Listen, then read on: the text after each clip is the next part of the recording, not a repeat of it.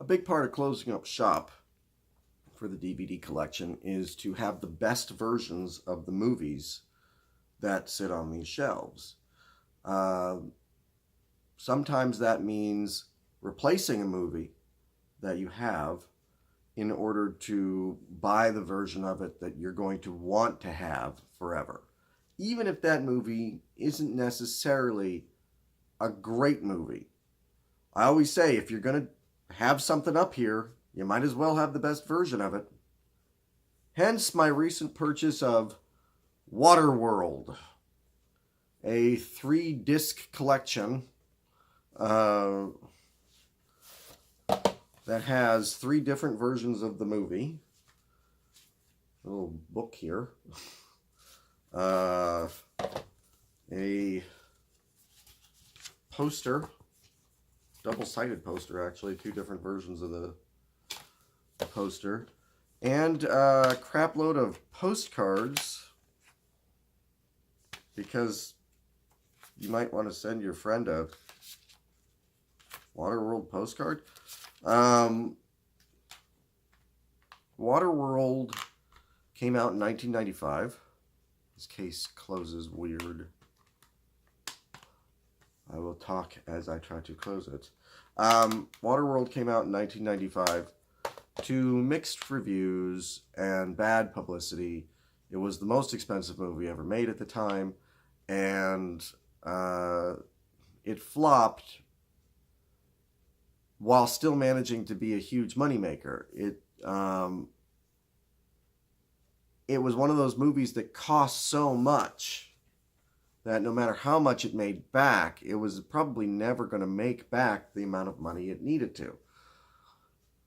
The movie stars Kevin Costner as the Mariner, a half man, half fish, living in a world where the polar ice caps have melted and submerged all of land.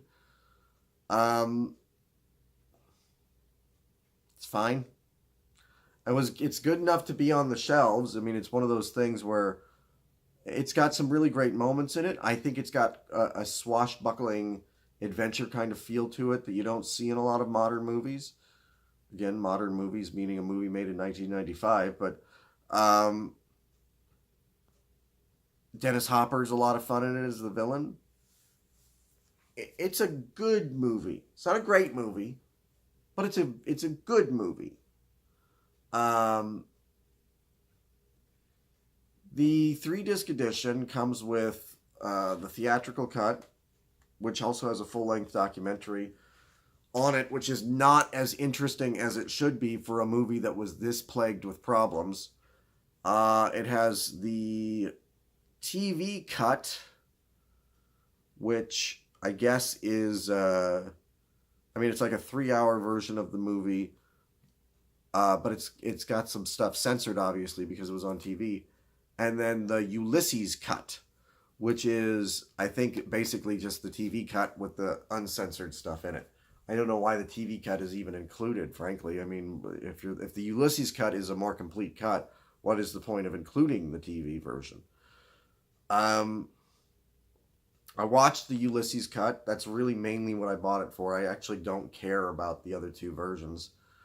I will never watch the TV version. There's really no point to having it. The Ulysses cut is better. It fleshes some things out. It has a nice twist ending to it that was not included in the theatrical cut. It doesn't elevate the movie from its status as good. You know, it bumps it up a notch, but not enough to where, like, you really can go, oh, now it's a great movie. It's still a good movie. It's just a little bit better than the theatrical version.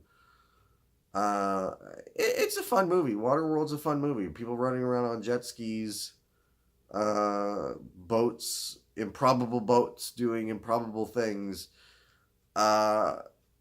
It's corny in a way that movies aren't allowed to be anymore.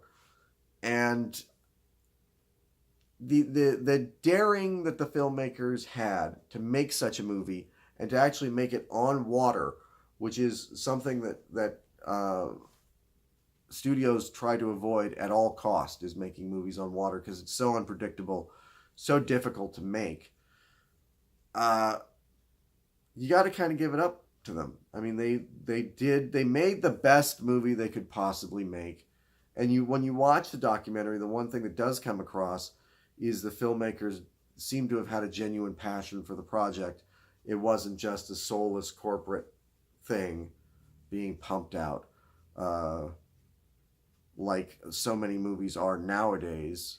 I mean, I'm waiting for the we're rebooting Waterworld announcement.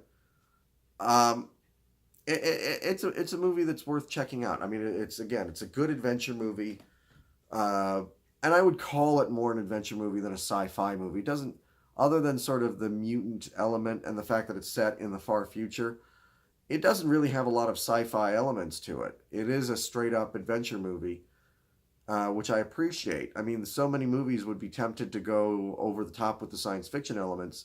This one doesn't. They're trying to make a straight up adventure movie and they succeed. I would give Waterworld 3 out of 5 stars. Again, it's not a great movie. It's a good movie. It's a movie that is you know, if it's on TV, you stop, you watch it, at least for a while.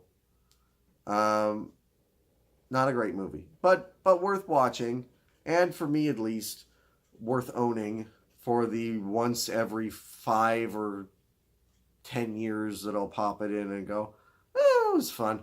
That was all right. Um, so worth the look. I can't really. If anybody said I'll never watch Waterworld, I wouldn't be like, you're missing out. It's fine. It's not an essential movie, but when you've got a collection like this, you're gonna have some non-essential movies in it. So, uh, watch it. Don't watch it. It's not gonna. There's not gonna be anything missing from your life if you skip it.